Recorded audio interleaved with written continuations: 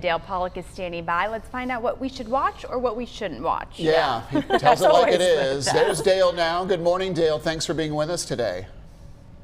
Good morning, Jackie, Audrey, and Brian. Happy first day of September, my friend. Love the tropical shirts. He's keeping the summer vibes going all the way Keeping through. it going all the way Finishing up through. before Labor Day. There you go. That's true. Don't wear white after Labor Day. Okay, talk about Jules. That was released in theaters. This is a little gem that I kind of stumbled on, and we forget what a really good actor Ben Kingsley is. If you think back to his portrayal of Gandhi, where he won an Academy Award, he is really a subtle and effective actor, and it works in this film. He plays a small-town crank, the kind of guy who stands up at every city council meeting and complains. This time he's telling them something serious. An alien has crash landed in his backyard. Oh. And no one believes him because he's such a town oddity. Two of his neighbors come to his aid. One of them is played by Jane Curtin from the old Saturday Night Live sketches. And what's interesting, this does not attempt to be E.T., but in my mind, it ended up actually sweeter than E.T. Huh. The alien who doesn't speak is actually a very good Asian actress, Jade Kwan, who is in a blue alien suit in this movie, and somehow it all works. And I was surprised and delighted by this film. It really was unexpected, and it's not going to be around in theaters much longer because it's a little movie and it doesn't stand up against the big summer blockbusters. It'll end up on some streaming service somewhere, so keep an eye out for Jules. It's really a little gem. Interesting. That. Yeah. I didn't see the whole alien plot line coming, you know. Ben Kingsley, he's an oddity, and then he has an alien land in his backyard. I didn't see that coming at all. What was your popcorn Yeah, but rating, it all Dale? worked. 4 popcorn. 4 popcorns. Four. Wow. Terrific. Yeah. All right. Little films can get 4 popcorns too. It sounds quite strange. I'm surprised you give it 4, Dale. Okay, tell us about The Swimmers. This is streaming on Netflix. Yeah, this is a film I hadn't heard of. Someone recommended it to me, and I would say it's very well worth the time watching it. It's about 2 sisters from Syria who are both competitive swimmers. They're looking forward to swim for Syria in the Olympics, but when the civil war breaks out in Syria in the early 2000s, they obviously can't do that, and their parents urge them to flee. So it's the story of 2 of these young women. They both eventually make it into the West, but it is an ordeal. And this was a different way of telling the migrant story that's in the news all the time now.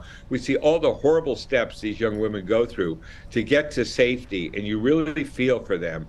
And what I found was interesting about this, even though the characters are foreign, the dialogue, the entire film is in English, and it's remarkably easy to relate to their plight, which you might think is very site-specific, right? Syria in the midst of a civil war. But it's the idea of people going to freedom. And that's a very strong theme in this film, as is the swimming metaphor of kind of swimming against the tide. The film was surprisingly effective, and I highly recommend it if you're looking for something that is out of the ordinary and not the usual American style of storytelling. Okay. That's interesting. It sounds inspirational too. What is your popcorn rating? It is 4 popcorns. 4 Again, an again. unexpected, really involving and interesting film. Dale's in a good mood today. I know. What I is am. going on this week? It's a Hawaiian shirt. All right, Dale, then. All right, I'm crossing my fingers for the last one here. Big George Foreman. This is also on Netflix. What did you think? Well, the young actor, Chris Davis, is amazing. He portrays Foreman at 3 different distinct ages in his career, and he's brilliant in all of them. And I never heard of this young actor before. He is really, he makes his mark in this. He's aided by Forrest Whitaker, who comes out and does basically the Burgess Meredith role from Rocky, of the trainer. And Rocky's imprint is all over this film, either for better or worse. Maybe you can't make a movie about a boxer without evoking Rocky. But it looms large in this film. And The director, George Tillman Jr., is a very experienced director. He did The Hate U Give. He did The Tuskegee Airmen, one of the top black film directors working today. And it shows in this film. It's very well paced, and the performances are good. It takes a very odd turn at the end when George Foreman becomes a pastor, and the film becomes really a faith-based movie, which is not what you expect when you go in to see Big George Foreman. The fight sequences are good, although actually Chris Davis doesn't look like he really punches like a boxer, but that's a kind of minor quibble in a film that for the most part works pretty well. It's not outstanding, but if you're a boxing fan or if you're interested in someone who converts and becomes very religious, then this is a good film for you to see.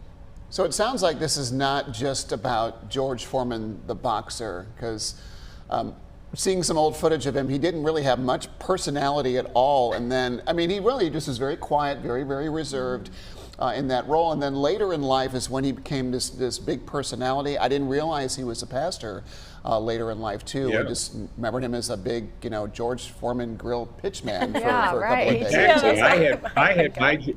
I had my George Foreman grill, and I'm sure you did too. I did. Well, he made a lot of money off of the grill, but he lost a lot of money because his agent manager basically ripped him off for everything he had saved. Oh, wow. So that's another element in this story. The athlete who was wronged by unscrupulous managers. Sure. I like the fact we get the full story. What keeps it going is the force of Chris Davis's performance. Okay. He just makes Foreman so real in all these different incarnations, from the fat, bald Foreman to the heavily muscled Afro Foreman. He's got them all. Okay. All right. Well, Dale, what's our popcorn score here? 3 popcorns. 3. Because the film just takes an unexpected turn, and I'm not sure it's what boxing fans would expect. Okay. All right. Still sounds good, though. So Yeah. Thank you, Dale. Yeah. There you have it. Have a great holiday weekend, Dale. Thanks so much for your time this morning, as always. And here are those titles once more in case you missed any. Jules playing right now in theaters, The Swimmers streaming on Netflix, and Big George Foreman also on Netflix. You can always find even more reviews by visiting DaleMPollock.com.